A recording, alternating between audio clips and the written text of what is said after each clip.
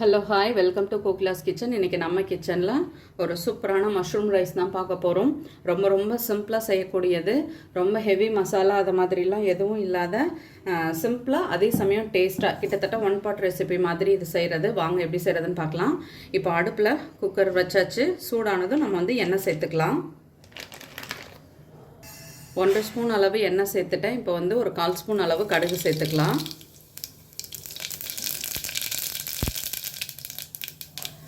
கடுகு இப்போ நல்லா பொரிஞ்சிடுச்சு. வெட்டி வச்சுருக்க பூண்டு சேர்த்துக்கலாம்.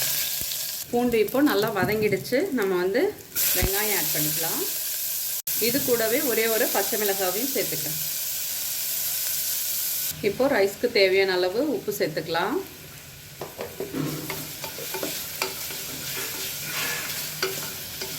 இப்போ கட் பண்ணி வச்சுருக்க தக்காளி,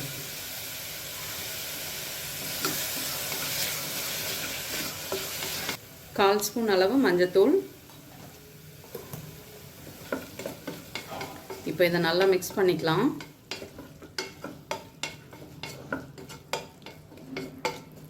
கொஞ்ச நேரம் இது நல்லா வதங்கட்டும். நான் இதில் வெறும் தனி மிளகாத்தூள் மட்டும்தான் கொஞ்சமாக சேர்க்க போகிறேன், வேறு எதுவுமே கிடையாது. லாஸ்ட்டாக கொஞ்சமாக தேங்காய் பால் தான் ஆட் பண்ணிக்க போகிறேன். ஏன் இதில் எதுவுமே சேர்க்காத செய்கிறேன்னா, ஆக்சுவலாக எனக்கு நிறைய மசாலாலாம் ஆட் பண்ணால் அந்த நெஞ்சரிச்சல் பிரச்சனை இருக்குது. அதனால் எதெல்லாம் அவாய்ட் பண்ணிவிட்டு எந்த அளவுக்கு டேஸ்ட்டாக செய்ய முடியுமோ அந்த மாதிரி நான் சேர்த்து செய்கிறது. அதில் ஒன்று செய்கிறது தான் இந்த மஷ்ரூம் ரைஸு. சாப்பிட்றதுக்கும் ரொம்ப நல்லாயிருக்கும், டேஸ்ட்டும் நல்லா டிஃப்ரெண்ட்டாக இருக்கும்.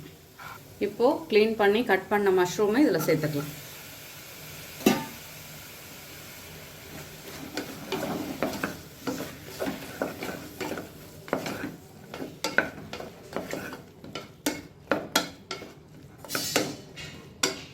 நான் இப்போ 1 டம்ளர் அளவு ஜீரா ரைஸ் எடுத்து ஊற வச்சுருக்கேன்.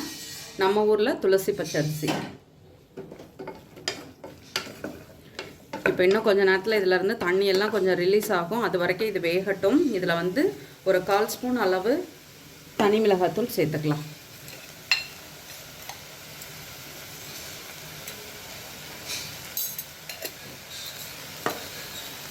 அடுத்து இன்னொரு 1/4 ஸ்பூன் நம்ம வீட்டு குழம்புத்தூள் இருக்கு இல்லையா, அதை சேர்த்துக்கலாம். இது எல்லாத்தையும் சேர்த்தாச்சு. சேர்த்துட்டு இப்போ நம்ம இதை நல்லா மிக்ஸ் பண்ணிக்கலாம்.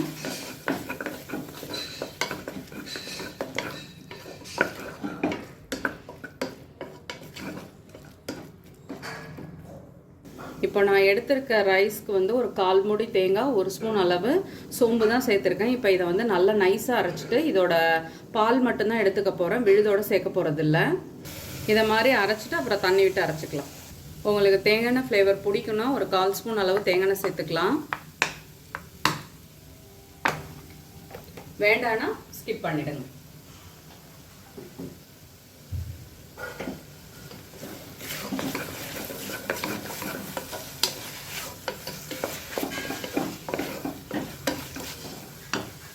இப்போ பச்சை வாசனை எல்லாம் போயிடுச்சு. தேங்காவையும் அரைச்சி நான் பால் எடுத்துட்டேன்.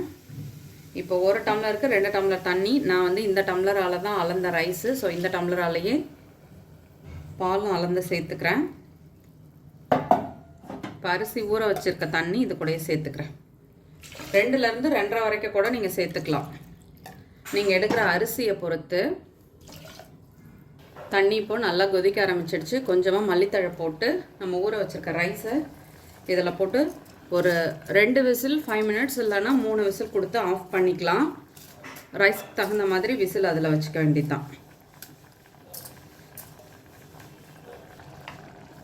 இப்போ 2 விசில் விட்டுக்கலாம்.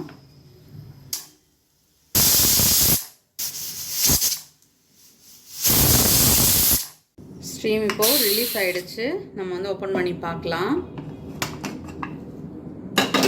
நீங்கள் பாருங்கள், ரைஸ் சூப்பராக வெந்து வந்திருக்கு. சூப்பராக ரெடி ஆகிடுச்சு நம்மளோட மஷ்ரூம் ரைஸ். ரொம்ப சிம்பிளாக இருக்கும், ஆனால் டேஸ்ட்டு செம்ம சூப்பராக இருக்கும். இப்போ பிளேட்டில் மாற்றிட்டு பார்க்கலாம். சுட சுட சூப்பராக நம்மளோட மஷ்ரூம் ரைஸ் ரெடி ஆகிடுச்சு. நீங்களும் வீட்டில் ட்ரை பண்ணி பாருங்கள், கண்டிப்பாக உங்களுக்கு பிடிக்கும்.